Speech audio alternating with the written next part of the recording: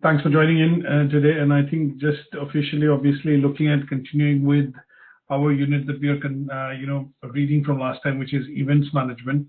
And in the first learning outcome, I think we had looked at basically, the different types of events, the scale, basically some things around the characteristics of events, what type of events they are, when are they held, and obviously what's the relationship between, tourism, hospitality, and events management.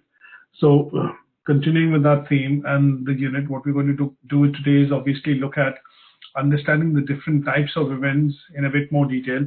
We look at a classification wherein, the classification would, the industry classification, which basically looks at grouping them into 4 categories. And then what we're also going to do is, as we get into the tasks which are related to, this learning outcome, we look at picking up a real life event, which is Prince Harry and Meghan Markle's wedding, which is the current theme of today. So we'll discuss that in a bit more details. I managed to put some pictures and other things on the slide. We'll also look at, briefly, there's a good website that I look at from time to time. So we look at range of venues which can be chosen, to do events within the tourism and hospitality industry. And last but not the least, what we look at is the benefits, advantages, and disadvantages. They've only mentioned benefits, but we'll pick up advantages and disadvantages of staging, big events in general for the city, for the industry, and, for the economy. So I've got a couple of slides here, about 25, but I'm going to go through some of the slides quite quickly because they're quite self-explanatory. And what I'm going to try and do is after this also send you a bit of a handout, which is going to be key on understanding, the characteristics of the real life events and also, sorry about that, and also with regards to, the advantages and disadvantages of, events when they are held. And we'll pick up one, but obviously these advantages, disadvantages, we will discuss in a generic sense. Hi, Antonio, thanks for joining in. So I'll crack on with this. So basically, when we look at the industry classification, there are 4 types of events which are, described. One is events that we do which are primarily natural events or events which happen within the environment. For example, these natural events could be, we look at earthquakes, for example, volcanoes, and things and activities around which basically the mother nature looks at, and these are what we classify as natural events. So tsunami, for example, some of these events that I'm talking about, are negative in the sense that they lead to a loss of life and other things, but these are events which typically happen and they are classified on the basis of what's happening within the mother nature. The second type of event we look at would be events which people visit, frequent, go across to, but they will primarily be for non-visitor, they'll be classified as something called non-visitor attractions. So these events that we go to, or places that we go to, venues that we go to, will primarily be, religious places, churches, or, some sort of attractions which over the years have been created by, say, for example, these are man-made attractions. So one of the key examples that we pick up here is an example of, when we look at event resorts or, large hotels, example, Disney, for example, when we look at, or we look at some other examples which are, like Disney, say, for example, when we say Disney World and, examples like these, which are primarily for leisure activities, but there could be certain destinations that we look at when we talk about countries like, for example, Cambodia, we talk about countries like Burma, which is primarily frequented by, visitors, on the second type of attraction, which is for religious reasons. So there are these kind of events, venues, which we classify, which primarily would be then, from a point of view of human or man-made attractions, but mainly for religious purposes, or, non-visitor attractions for leisure activities. The third are man-made, attractions, which could be buildings, structures, sites, but they are primarily to attract visitors. And this is where I think the true example of Disney, or when we look at, some of the other theme parks that we talk about, or, holidays that you take, which are predominantly venues within venues. When you talk about destinations like Mauritius, for example, which is primarily known for, say, sea sports, or when you talk about a destination like Las Vegas, which is primarily for casino and gambling. These are human man-made attractions, and these events and venues which primarily have attraction value attributed to it would be the third type. And then we look at venues which are, or events and venues go hand in hand. So when we look at events which primarily happen for a specific reason, or for example, and this is what we end up classifying as, corporate events, family events, personal events, weddings, birthday parties, things like that. These events will be classified as something called special events because they have some sort of a,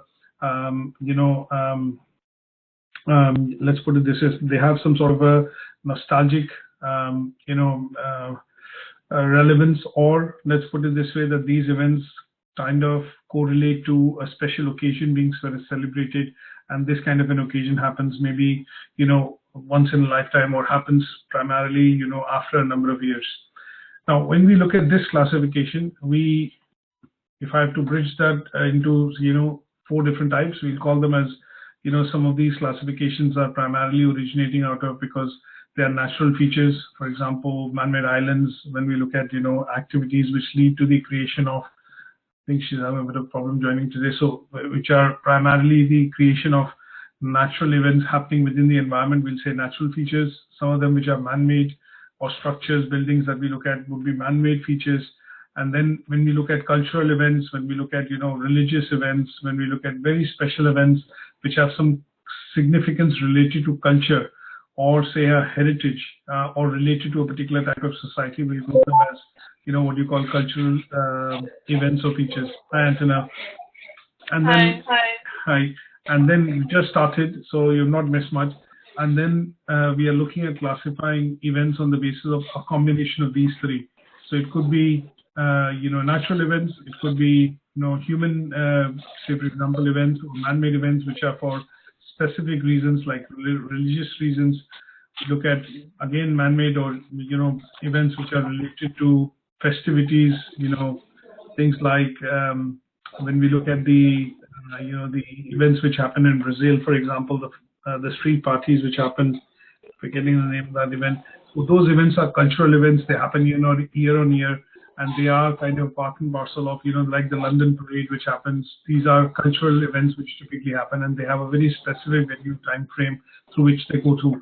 And then any other category that we look at, which is a combination of these 3, would also be forming the events, and they would then get into sort of subcategorization.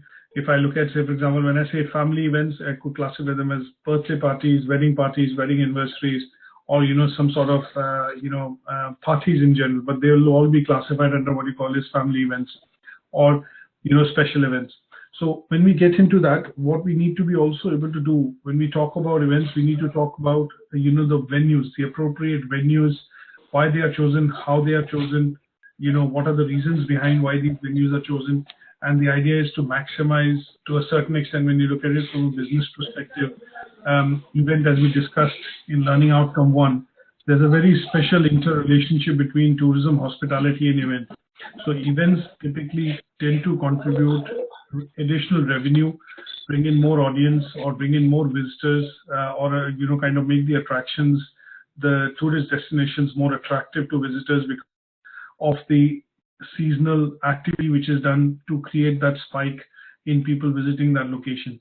So when we look at such events, in correlation with that, what we also look at is the classification of venues in particular, for some of these events. And the classification of venues incorporates a couple of factors. So depending on if it's a venue which is an international venue, or is it a national venue, is it a local venue, what we look at is a combination of some factors which are looking at things like, product, what kind of is going to be staged, whether it's a music concert, whether it's a wedding, whether it's an anniversary, things like that, that would be classified as a product.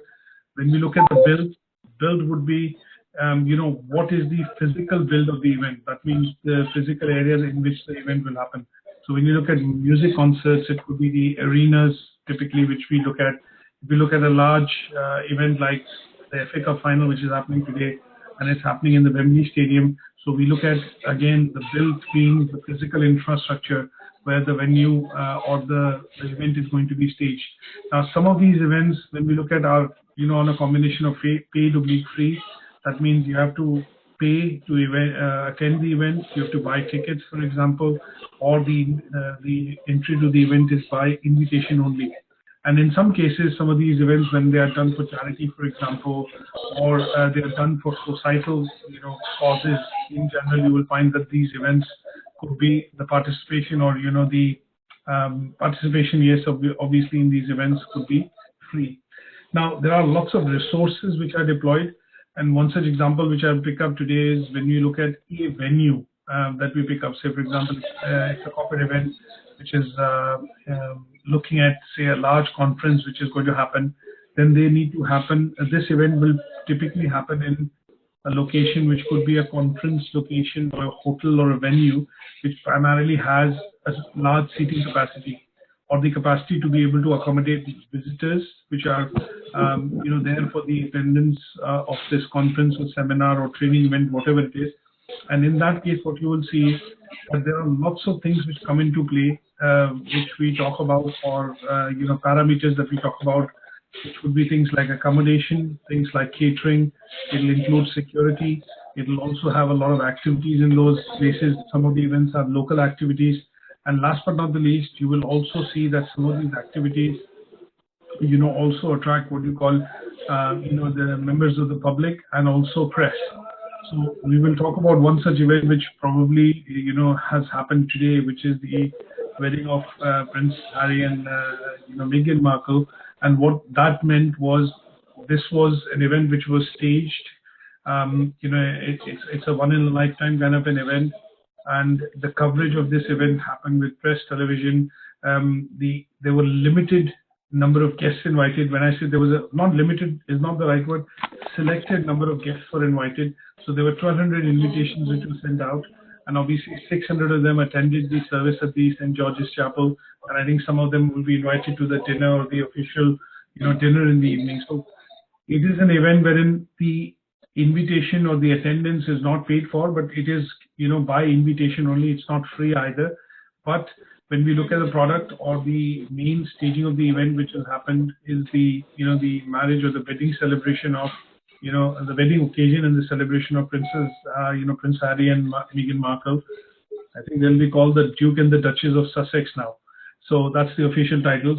But at the stage, when you look at where the event happened or the location of the venue was, essentially the St. George's Chapel and then or the grounds of Windsor Castle, essentially Windsor Castle in the backdrop.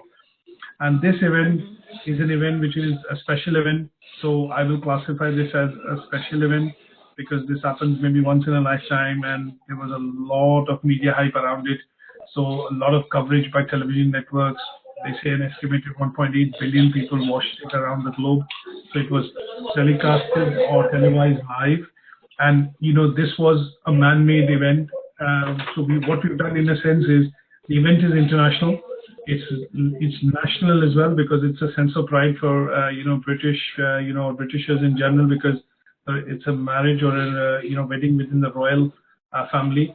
So it was staged internationally, broadcasted or televised live. The product or the main event was essentially the wedding. And when we look at the other attributes, it's invitation, entry by invitation only. Now, it's not a natural event. It is a man-made event. So obviously, we look at from that point of view that the classification would be a, man-made event. Classification would be special or a special one kind of an event. And the build or the place where it happened was essentially the grounds of Windsor Castle or St. George's Chapel. But that is how the classification of these type of events could be then done in these, 4 or 5 different parameters that we look at. Is that clear enough? Yes, sir. Okay. Now, when we look at, because what we are looking at in this particular learning outcome is we are looking at the types of venues. And when we look at types of venues and the types of events, what we are trying to understand is sometimes when you look at venues, the ownership of the venues could be public, could be in the hands of charitable or voluntary organizations, and sometimes in majority of the cases, the ownership would be private. So, a case in point, just taking that forward, when we look at Windsor Castle, It's owned by the Queen, but obviously within the public hands, because the Windsor Castle is open to visitors, and obviously you can pay a fee and visit the castle during the summer or at certain given point of times during the year. But when we look at the ownership of the venue also is important, because sometimes when you look at events which happen within, say, for example, the UK political climate. Let's look at the official residence of the Prime Minister, which is the Chequers in the outskirts of London. That venue can be hired for doing corporate events, but officially that's described as the residence of the Prime Minister of UK.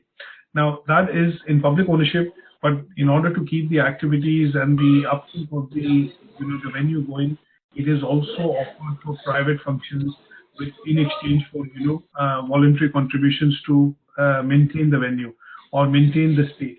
So from that aspect, a lot of events which happen, whichever way we classify them, and whatever types we might classify them to, sometimes when you look at choosing the venues, the ownership of the venue also comes into place, because some of these events when they are staged, you're supposed and you're required to sign a contract wherein you leave the venue in the same condition in which you had inherited. So this is a concept which we now get to see in, say, for example, Airbnb.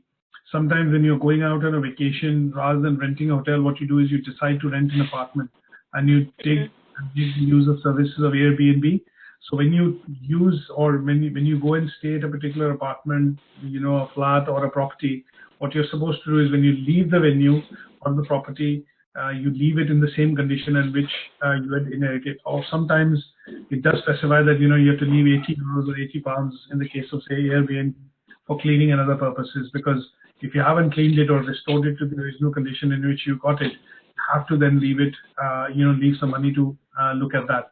So ownership comes into play when we look at these venues. Ownership comes into play when we look at some of the other, features like, the types of venue and, why these are chosen in some cases. Now, some attractions or sub-events which happen because they have that value of being a tourist activity.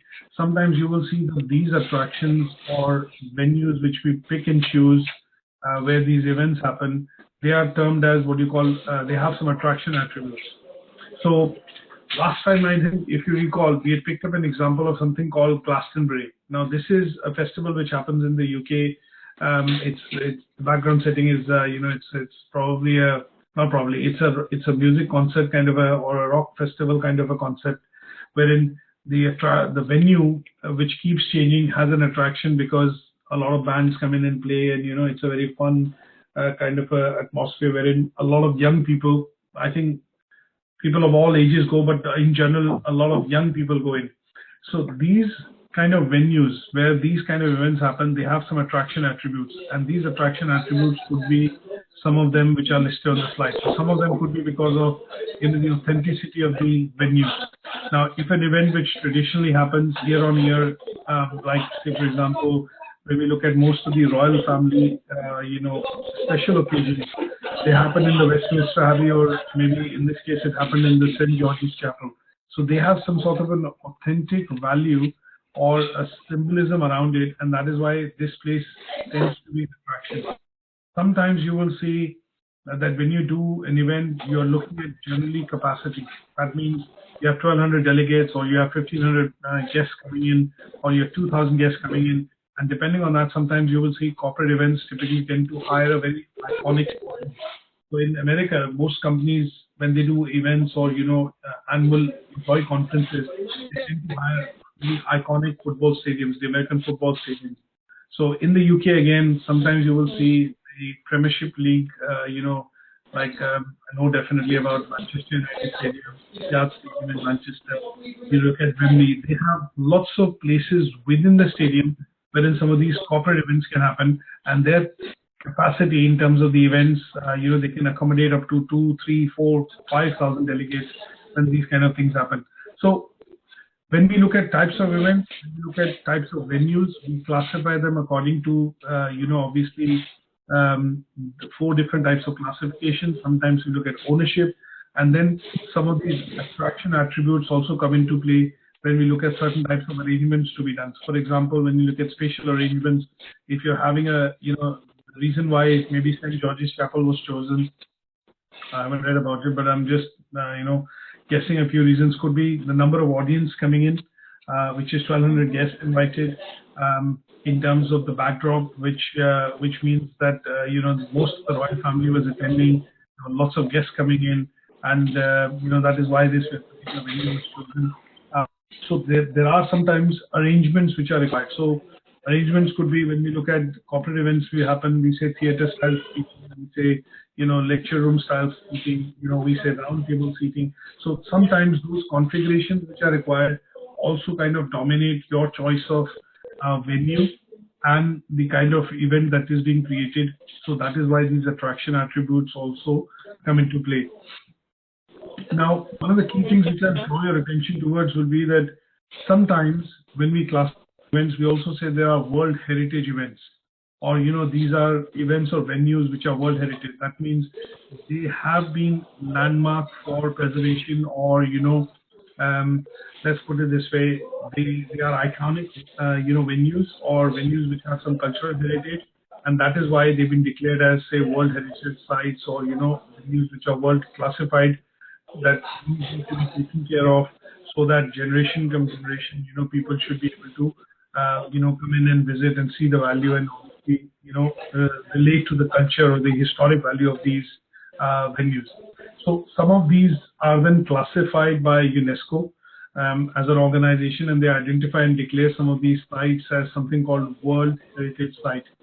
Now, I'm not too sure that how many of you are clued into the television, but sometime back, the war in Syria, there were a couple of sites in Syria which were declared by UNESCO as World Heritage Sites. Sites ELMYRA. This was a very historic religious site, and this site, was declared as a World Heritage Site. So it attracts a lot of tourists, and obviously, it is a revenue driver for the economy, local economy in that particular location. So look at a lot of pyramids, a lot of these historical monuments in Egypt, for example, are declared as something called World Heritage Site.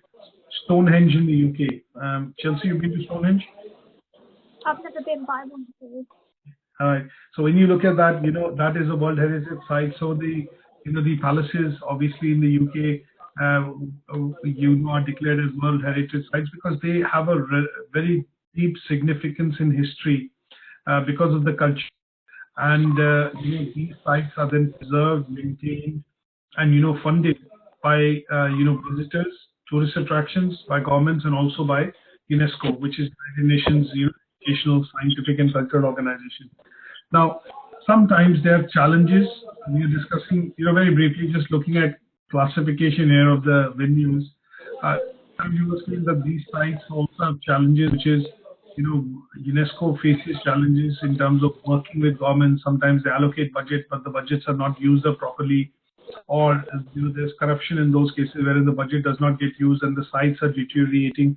So these are some of the challenges which, sometimes UNESCO faces even after funding. We are not able to maintain some of these sites, which then can be passed on to the younger generations for them to realize the benefit in terms of the cultural heritage of these sites. And we have seen the mass destruction of some of these sites happening in the war in Syria. So that is the dilemma which UNESCO is left with, is that they have to pick up the pieces, look at rebuilding or salvaging whatever is left, and that involves a lot of money and in some cases, political will. And sometimes it is against, a lot of reservation from the government that they have to look at working with the local governments to be able to support, the restoration of some of these sites. So this is also one of the areas wherein you will see some of the, venues from time to time are declared as World Heritage Sites, which means that they have cultural value, they have some significant history or background, and these sites have to be maintained for future generations. So I think if I look at can you think of another example which, in your area, or for example, in your geography, Antonel, which is a World Heritage Site or a declared World Heritage Site?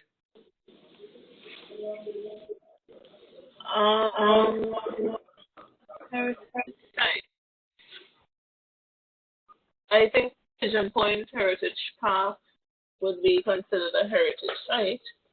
Yeah, I think that's a good example. Some of them, sometimes what they do is they declare some of the national parks as heritage sites as well, because they have, for example, I think when I look at the US, for example, the Red Muir Forest, which is the world's tallest Sequoia trees. Some of these sites are declared as World Heritage Sites because some of the trees there are 1,200 to 2,000 years old. When you look at the Australian outback, the large bedrock, which is what I've tried to open a photo, this was something which people could go and climb. But now this has been declared as a World Heritage Site, so that means visitors are no longer allowed to kind of, when I say clow, what I meant is they are no longer allowed to climb this particular rock, because it has religious significance for some of the old tribes, which see this as sacred. So sometimes you will see that UNESCO keeps declaring sites as World Heritage Sites, and these sites are primarily declared as World Heritage because they have religious, cultural, historical significance behind that. Let's look at going to a couple of quick slides before we get into the task. Now, we discussed about something called MICE, which is one of the large format of corporate events which are done, and they typically include meetings, incentives, conferences, and events. So this is one classification which requires venues. When you say events as attractions, sometimes you look at large events like MICE. If I have to name a few, have you heard about the Mobile World Congress, the Consumer Electronic Forum, the CES, which happens in the US every year in January? When you look at the Mobile World Congress, which happens in Barcelona, I think it's been happening for the last 7 years in Barcelona, but they keep changing venues. This event brings together about 3,000 to 400,000 visitors, for a 3 to 4 days. And the whole industry, the consumer electronics industry, descend into the location, and what they do is it's a showcase of maybe the latest technology, gadgets coming out, and it kind of gives you a roadmap of what's happening throughout that in that industry for that year, or maybe lays out a roadmap for that year. Now, these kind of events, when they happen, they are categorized into a large category, which is like a very well-known term in the industry now, and that is called MICE. So we look at meetings. Lots of meetings happen because there are short meetings, business meetings, investor meetings. There are lots of conferences or keynote speaker conferences, as we say, which happen in these events, which is attended by 3,000, 4,000, 5,000 delegates. And then these events, because they happen in very specific venues, which are designated, and some of the organizations which are managing these events work with the local regional governments to kind of occupy that venue for a period of years, number of years, 2, 3, 4, 5, 10 years, so that every year they have that infrastructure, which is in terms of facilities, tourist stay, hotels, lodging, restaurants, everything then within that city. So it becomes a micro city within a city, staging an event for a period of 3 to 5 days or 5 to 7 days or things like that.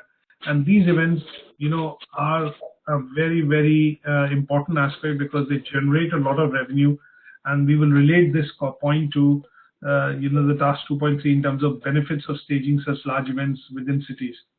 Now, we also look at other types of events which have different types of venue requirements, and they could be classified as festivals, tournaments, primarily happening because the duration to which the event happens, the duration is not more than a day, 2 day, or 3 day. So, Anson, I'm forgetting the name of the part. It is called the Carnival, which happens in Brazil, isn't it? What is the large party which happens in Brazil every year? Is it called the Carnival, isn't it? Hello, yes. Yeah, the Rio Carnival, Rio Carnival which happens. Yes. Yeah.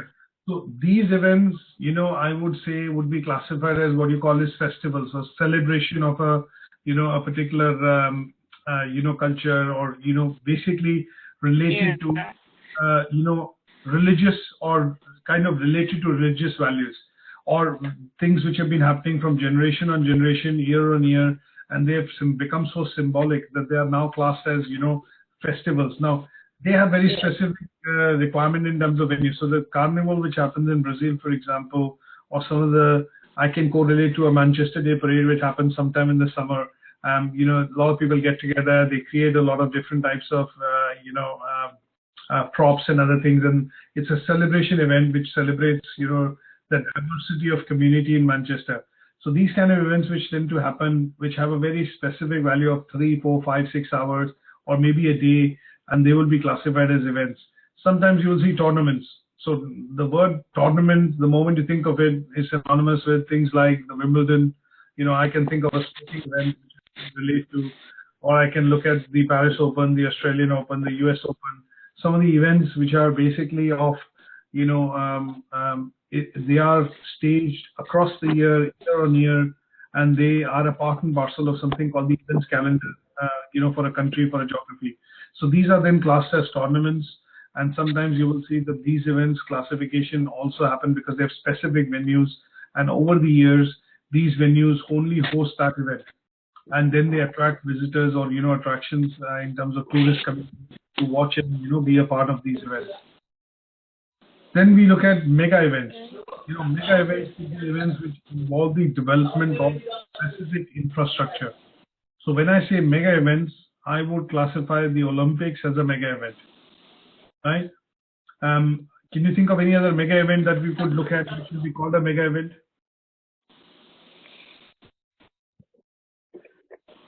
Any example that you can think of, say for example, a mega event?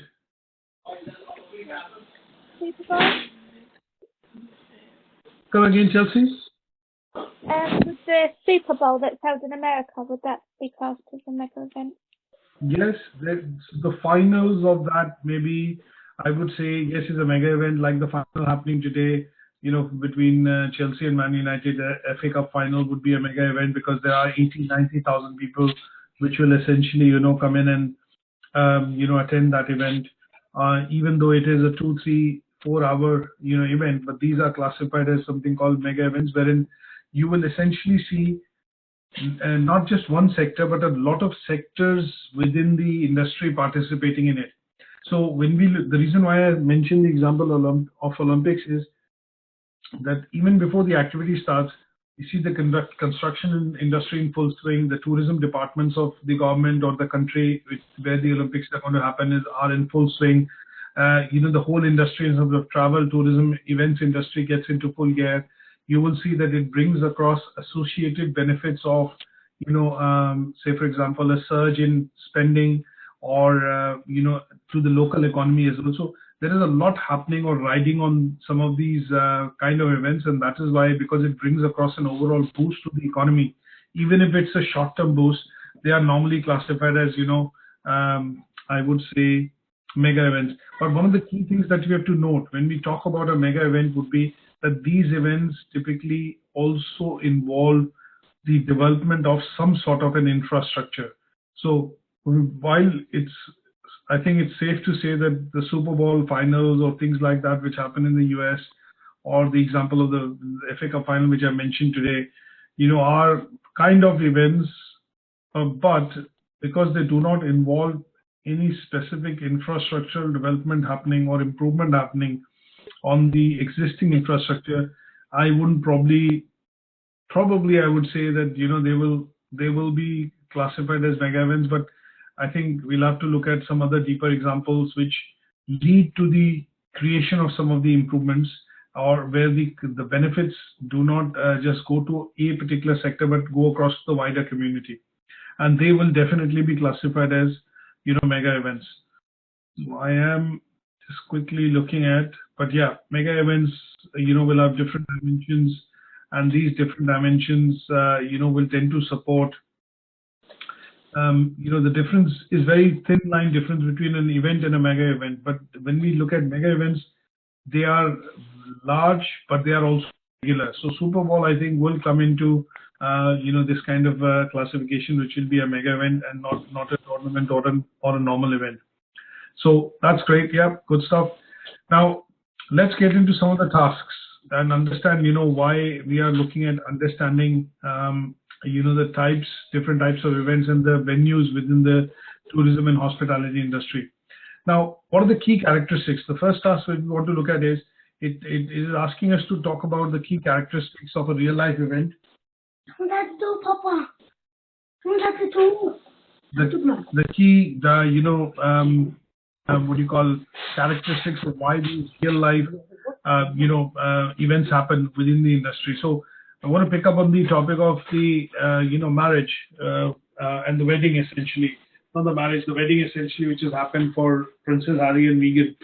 And this was classified, or I would classify this definitely like a real life event, because this, in general, has brought across a lot of benefits to the, let's put it this way, a lot of different people within the society, the different sectors. So this has been a celebratory event, but in general, what was on, I think, some of the newspapers' front headlines was that it has brought across a £1 billion boost, from a point of view of, to the local economy. So when you look at this, this is a real life event. And this event, the venue was St. George's Chapel, location was the grounds of Windsor Castle, and they have certain characteristics, and let's understand that in terms of, taking this example, let's dwell this into a few slides to understand the characteristics.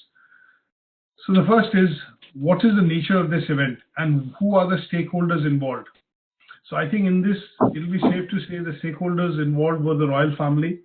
There were members of the public, members of the press, members of bureaucracy, the families of Prince Harry and obviously, Meghan Markle, and they were stakeholders which had vested interest in this particular event and, running an outcome of this event. Is that okay? Yeah. Now, when we look at, the objectives, obviously, in this particular event, there were different objectives which different stakeholders had. So, in terms of the royal family, what we're looking at is their objective was they were looking at welcoming maybe a new member into the family or into the institution. But obviously, it will be difficult for me to say that there are some needs and interests which we can discuss. But I think just looking at a different example, when we look at an event, say for example, which is happening parallelly as well, which is now the FA Cup final happening in Wembley Stadium. Now, there are different stakeholders. So there are two clubs, two owners of the clubs, the FA, which is the Football Association in the UK, that is a stakeholder, and obviously members of the public and, the Football Association in general are stakeholders. Now, there are lots of different objectives, needs and interests of each of these different stakeholders. Now, the clubs want to lift the trophy because it is the last chance for them to see silverware in this season. So Man United, for example, which has not seen any silverware, wants to get hold of this trophy. And, in the final, they want to put in their best. So their interest and their need as of now is to lift this and win the match against Chelsea and, get hold of the silverware. The similar objectives could be on the other side with the other team. Or when we look at, say, for example, the Football Association, their objectives could be that they would have wanted to ensure that, it's a full packed crowd, two of the biggest clubs in the UK, in the Premier League fighting, for the silverware in the finals. So they want the full capacity in the stadium, which is 90,000, and their objective is to sell out all the tickets. Now, the needs and the interest of different types of supporters, which, different supporters which are supporting the teams would be slightly different. They want their team to win, but that is where we look at the nature of the event, the nature of the event being the football FA Cup final, location and venue being the Wembley Stadium, and you have lots of stakeholders, and each of the stakeholders have different interests, needs, and, objectives for coming into the event or participating in the event. Is that okay? Yes. Now, when we look at drilling down this certain, in a bit further, what are the organizations which are looking at supporting the various stakeholders? One could be, when I talk about the FA Cup final, the host organization, which is Football Association, could be the host organization. Now, the community, when we look at the community is primarily going to be, the football community, the supporters, the fans of the two clubs, and their, nature of supporting their particular club against the other, and that is where they will create, some.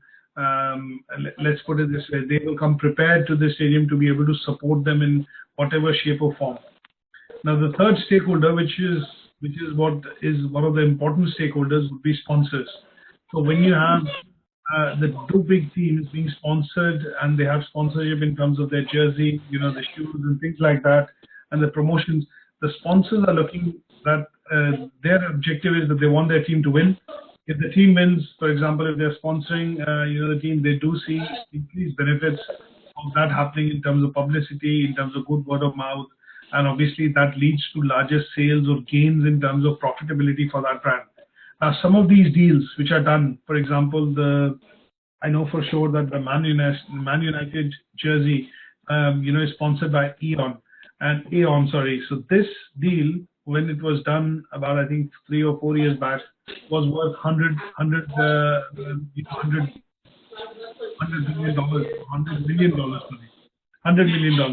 So that kind of sponsorship, where the sponsor is placing a large amount, they have a vested interest to gain, some returns because the team is playing well. So they could use celebrity endorsements. There could be some matches which Man United play in the off the season, and these matches are then played, in different locations. It could be matches which are, some of these matches do happen in other countries wherein the sponsors, which have sponsored the jersey or, sponsored the team, essentially get this as a bit of a reward, for their corporate employees, or, in some places, some part of that happening and with, the players of the club. They could also realize benefits in terms of, endorsements, which could happen not just during the match, after the match, but throughout the year. And they could then end up sponsoring individual players to, be brand ambassadors or, things like that, to gain more benefits in terms of financial gains, and in return rewards for, sponsoring that particular team. So what you will see is, when we look at events, we have stakeholders. Stakeholders then relate that to the venues. And, in some cases, when we look at large sponsors being involved, there is always a financial objective, and, different stakeholders will have different objectives, and that would then correlate into, making and planning and, executing those events and making them a success, because everybody is looking at, getting benefits financially, or, in terms of reputation, in terms of positive rub-offs while the events are happening, or as an outcome of that event which is happening. Now, sponsorships will be very clear that they're, in terms of being one of the key stakeholders. Sponsors then tend to get into elaborate contracts, which tend to be, in the case of, say, football, for example, they tend to be between 3 to 3 years or 3 to 5 year contracts. They are quite lucrative deals for the clubs, and there's very clear-cut documentation in terms of what could be the rewards or expectations at the end of the sponsors to be able to help propel their brand, or, sales or profitability, because of the use of, the celebrity endorsement or branding which the club would be able to provide, or the players will be able to provide. So sometimes you will see this, that typically tends to happen when events, venues, and sponsors come together to put together something, when we look at understanding real life events. Now, going back to the same example of, say, the wedding today, there was a lot of participation from the media. There are lots of people involved, lots of different organizations involved, charitable organizations, private organizations, public sector organizations, the institution itself, which is the royal family. And there is a very close working relationship in order for this event to be successful. Obviously, there are lots of participants in an event like that, which is televised worldwide. Everybody's seen the success of that. And that means you have performers, musicians, keynote speakers. So obviously in the church, when the service was happening, there were lots of performers, there were lots of short speeches, and, the choir and other things. And those, they tend to be the part and parcel in terms of, being participants. Now, nature events sometimes will also include spectators. So sticking to the theme of, the wedding or the football that we are discussing, they are definitely spectators. So spectators in terms of football would be fans, people watching at home. they will be classed as spectators, and obviously they have expectations from the event. Some of them have gone in, paid the ticket. They want to enjoy it, obviously see their team win. So again, the expectation set around the event happening, and one of the key stakeholders being the spectators, they have certain expectations of the event and of the venue that they visit. So a lot of people who have come in to witness the wedding had come in from the US. They have not been to the UK before. They haven't been to the Windsor Castle, or in and around the area around the Windsor Castle, the St. George's Chapel. So it has a very significant, it is a significant moment, or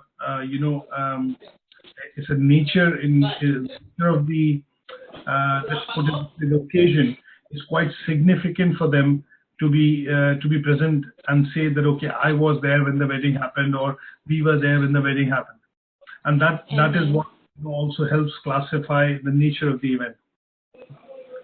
Now, quickly dwelling into something which is to do with the classification of the events, or when we've done the events, we know what types of events they are. We need to now look at the types of venues.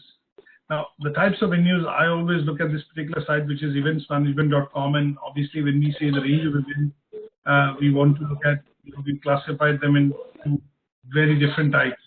Now, the site actually puts it across in, obviously these categories, and when you look at just the corporate events, you will see that the corporate events are of, so many different types. So there are about a good 20. When I say types, there would be conferences, seminars, meetings, trade building events, trade shows, business dinners, golf events. So they will all be, classified as different types of events. But when I say the range, I will group them into, these type of events like weddings, birthday events, family events, corporate events. And then they have a specific venue and a location, which we've discussed, in the initial part of the presentation. So here it is important for us to understand, when we've understood the type of events, what we want to be able to do is understand the range of the groupings and what kind of venues are chosen when these kind of events are done. Is that okay? Okay. Yeah. Now, there are 3 specific slides that I've included, which basically talk about, because now the things which are happening, during the modern times, there's a scale at which they are happening. So I've included 3 slides which talk about the impact of globalization. It talks about the economic or the environmental sustainability of the events. And last but not the least, if there are corporate events or, of events of this type which has happened today, like the royal wedding, they also have some sort of a social responsibility within the events industry, or within, this in particular industry. So let's look at a few points just to quickly discuss. Look at the impact of globalization. What we do see, air travel and communication advances are leading to sharing of knowledge at a global scale. So if you look at the early 1940s, or when Queen Elizabeth II got married, that event was also televised, or maybe photographs and other things of those events were also sent across. But maybe the number of audience, the global audience, was very small, or is dwarfed by the scale of the global audience today. When we look at Princess, the Duke and Duchess of Sussex wedding, which is 1.8 billion. So what we do see, the advances in technology are helping to have a larger impact in terms of reaching larger audience. Now, events are being promoted at a very, very large scale. So some of the mega events have become iconic, like Chelsea mentioned the Super Bowl. And when we look at some of these events, they are then happening simultaneously. There were 2 large events happening today in London, for example. One is the FA Cup final, and the other one is obviously the wedding. So there was a debate in the television, the bit of a discussion with the news presenters or casters was that the Duke of Cambridge, Prince William, always gives away the FA Cup trophy. But because he was involved in his brother's wedding today, this is then given away to the winning team by somebody else. So, these mega events are, because of the impact of globalization, what I'm trying to say is that these events are televised live and they have global audiences. Now, because of technology again and globalization, what we do see that the number and the uptake of these events is increasing. A lot of people are wanting to participate, they want to get connected with these events, and that is happening at a very rapid scale. And last but not the least, when we look at managing these events, this itself has become an industry. So there are lots of specialist organizations which have come up which manage these events depending on it's a local, regional, national, international event. Some of these are then managed by agencies and it's a big revenue driver or a revenue generator, and this has become a business. Now, when we look at environmental sustainability, we look at, a couple of things. Tourism, as it increases, it also puts pressures on the environment. So, for example, waste, recycling, transport, carbon emissions. We look at, the use of materials, for example, and the kind of waste it produces, this industry produces. So the economic impact of environment suffering is also quite high. So there is a clause which most, hotels and resorts and other kind of, players within the travel tourism and hospitality industry have to sign up to, is that they have to look at the environmental sustainability if they are to maintain that area and, look at that from a responsible perspective. And this includes things like when you look at the tourism department of various countries, promoting events and, various site attractions, there they encourage them to say, okay, use of public transport, which reduces carbon emission, jams and traffics and all that.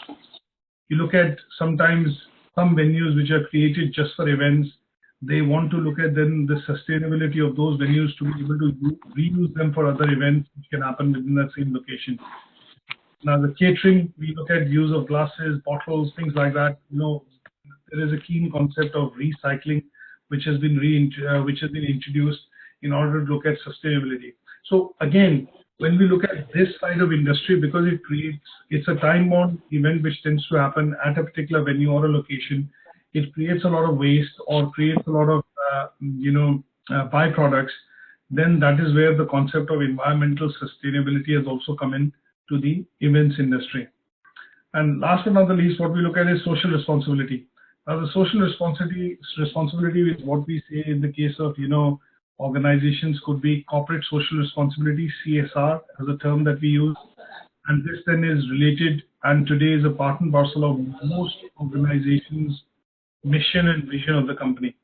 So what they tend to say is that the organization has a social responsibility to treat its employees, customers, and the community and the wider, environment it deals with, to ensure that it is sustainable, to ensure that this is something, not adversely affected by the commercial activities of the organization. So there are objectives towards employees, customers in the community, and the objectives there are predominantly looking at, the responsibility, the moral and the social responsibility which the company needs to have. And as a larger segment, we look at the events industry needs to show in order for that to be able to, sustain the environment or minimize the waste of resources. Is that okay? Yeah. Yeah. Okay, the last one that we are looking at in terms of the task is to understand what are the benefits of staging events for businesses in travel, tourism, and hospitality sector. Now, when we look at some of the key differences, why you think large events, mega events, or are typically hosted in a particular city or in a country. Now we look at, say for example, in learning outcome 1, sticking to that example, we talked about Olympics, and when we talked about the Olympics, what we did see were the Commonwealth Games or Olympics. And we look at, they tend to follow a very close schedule, from the Olympic Committee to be able to award this as a mega event to a deserving city which bids for that event. Now, what are the reasons behind they want to do this? And those then can be related to advantages for hosting a major event. So in some cases, they are looked at from a point of view of raising the profile of the city or the country. So when, for example, London Olympics happened in 2012, we did see an influx of 300 million visitors coming into the country in terms of increase in tourism activity. It has some long-term investment benefits because it creates, it leads to the creation of infrastructure which then can be used for a number of years or decades to come. So, for example, the stadium in London, which was created, is now a home for another Premiership club. and it then creates infrastructure, general upliftment into the society, leads to regeneration, and that is where we see the long-term investment benefits of an event like Olympic happening within a particular city, because it leads to creation of infrastructure, job and investments, which is a point which is self-explanatory, because it leads to the creation of a lot of jobs, investment from the private sector, public sector, leading to creation of new attractions, new venues, and obviously locations which then are able to cater to tourists, local communities, local residents, in the years to come. Now, what we look at when I say short-term economic benefits, correlate that to the wedding today. I think it was in the newspaper, in Mail or something, in the front page, which basically said that the royal wedding and the coupled with the weather, the Mail, it said that it created a local boost of, £1 billion today, for, just for today, for the UK economy. That's good. £1 billion boost to local economy. I think I saw that paper today, the headline, while I was at the fuel station this morning, due to the royal wedding. It's one of the headlines of the papers today.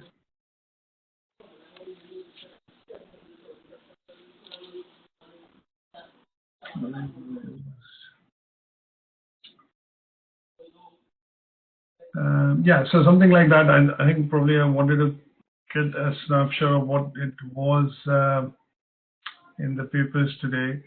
But yeah, it does say that these kind of events, when they happen, they have short-term economic benefits, because of the because of the occasion or the relevance of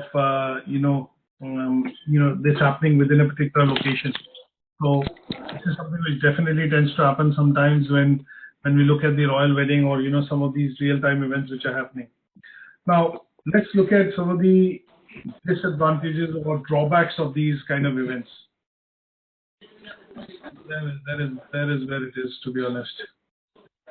It does say that Princess Harry's wedding to Meghan Markle will boost UK economy by 1.43 billion. So that is where 1 billion, which is what I read somewhere in the papers this morning. So when you look at that, this kind of an event, which is a one-in-lifetime kind of an event, which has been staged, televised, very well choreographed, and has been a success because people are out celebrating, street parties and things like that. That also creates what you call is a short-term economic benefit. When we look at the economy. Now, what are the disadvantages? The disadvantages are that sometimes you will see, and I've kind of related this to the sporting event because we've talked about the Olympics. Sometimes you will see that it creates a lot of infrastructure, and the cost of building these infrastructure or stadiums is then paid for by the taxpayer. So it pushes some additional burden on the taxpayers in that country, and sometimes this can turn out to be a disadvantage.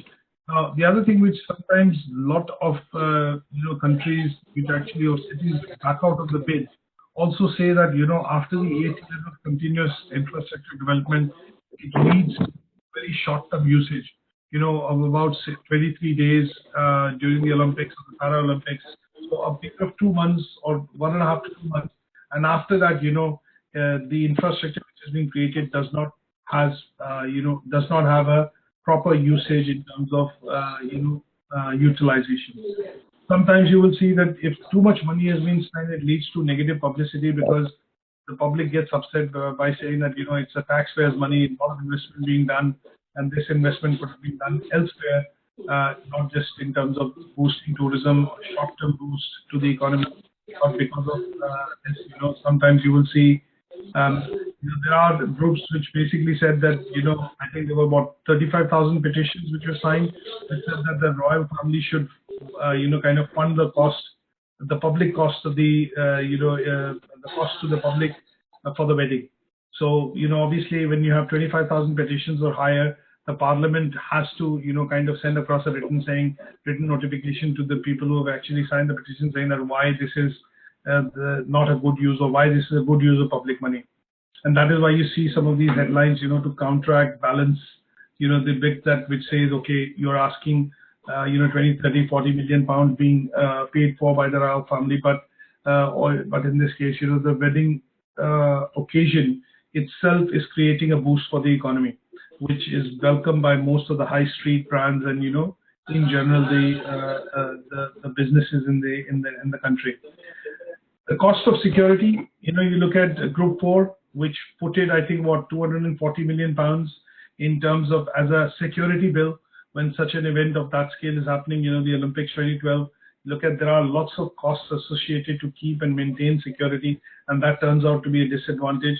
And the last point which I've mentioned, which is basically, taxpayers' money. Sometimes taxpayers feel that it's not a good utilization of taxpayers' money when it comes to, looking at some of the disadvantages of the, large mega events or events which happen when public spending is done.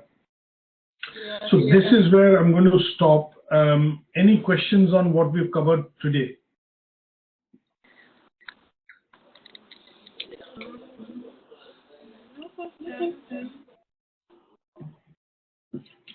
Chelsea, anything at your end? No questions. Okay, so basically, I think straightforward in terms of learning outcome today, what we wanted to do was understand the characteristics of real life events. We wanted to understand types of venues and the range of venues which can be used to host these events, and then what are the benefits of these events when they are done. And what we've also discussed, put in some additional slides to say what is the impact of globalization, environmental sustainability, and then social responsibility, and then disadvantages. We were only asked to cover benefits, but we've looked at some of the disadvantages some of these real life events can also have, which are short-term investments, but what it has in terms of impact as far as the general economy is concerned. Yeah. Okay. So what I'm going to do is, before I end the session, I'm going to try and, obviously email and put this presentation on Moodle, which you can access. The other thing that I'm going to do is a small handout, which I've looked at from a good website that I kind of tend to follow, which is the FAN, online, which basically is a site primarily looking at providing travel, tourism, and hospitality news. And this particular site that I look at is basically a research site, but you can get some very good news and articles from this related to most of the industries and events. So I typically look at a few articles, and I picked up one in particular, which I'm going to send you a handout for, which basically talks about the benefits of staging events for businesses in travel and tourism industry. And that will be a bit of an additional that you want to do just to get the concepts and the benefits behind it. Yeah. Okay. Yes. Good stuff. I will catch up with you. Do we have a session tomorrow? Sure. So, yes, so we will catch up tomorrow also with regards to covering Learning Outcome 3. Now, Antonel, can we prepone the session tomorrow? Chelsea, is that what you want to do, prepone? Yes. So can we do the session tomorrow at 12 o'clock, Antonel, instead of 1 o'clock? Sure. Yeah, I think she's got 2 o'clock, yes. Sure. So 12 o'clock. So 12 o'clock UK time. Okay. So what, 4 hours behind as of now? Sorry? How many hours? So you are, as of now, how many hours behind UK? 4 hours? 5 hours? Yeah, because now it's like 10:22. Right. So I think tomorrow's class we're looking at 7, so it will be 7 o'clock your time tomorrow. 7 in the morning. 7 o'clock. All right. Is that okay? Yeah, sure. Okay, good stuff. So I'll revise that invite and just send it back to you just after the session. So we will catch up tomorrow at 7 o'clock your time, 12 o'clock, our time, which is UK British summer time. Okay? Okay, no problem. Okay, good stuff. Answer just a quick one with regards to, I know that you've sent your assignments over to me, so they are being marked.